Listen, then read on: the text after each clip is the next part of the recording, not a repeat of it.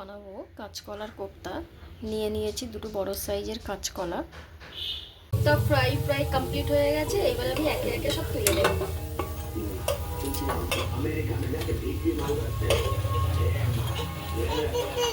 কোপ্তা কারি বানানোর জন্য আমি প্যানে তেল দিয়ে দিয়েছি। এটা আমি রিফাইন অয়েল দিয়েছি আর দিয়েছি গরম মশলা। তারপরে দিয়ে দেবো টমেটো। টমেটোটাকে হাফ ফ্রাই করে নিয়েছি এবং টমেটোটা গলে গলে এসছে। এবারে আমি যে একটা পেস্ট দিয়ে দেবো, এই পেস্টটা হলো আদা, রসুন আর পেঁয়াজের পেস্ট। এই পেস্টটা দিয়ে আমি কিছুক্ষণ এটাকে কষবো। তো আমার প্রায় মশলা কষানো রেডি। এইবারে আমি এর মধ্যে পানি দিয়ে দেবো, দিয়ে তারপরে কোপ্তাগুলো একে একে দিয়ে দেবো। এটাকে ঝোল জল যাই বলি না কেন ফুটে গেছে। এবারে আমি কোপ্তাগুলো একে একে দিয়ে দেবো।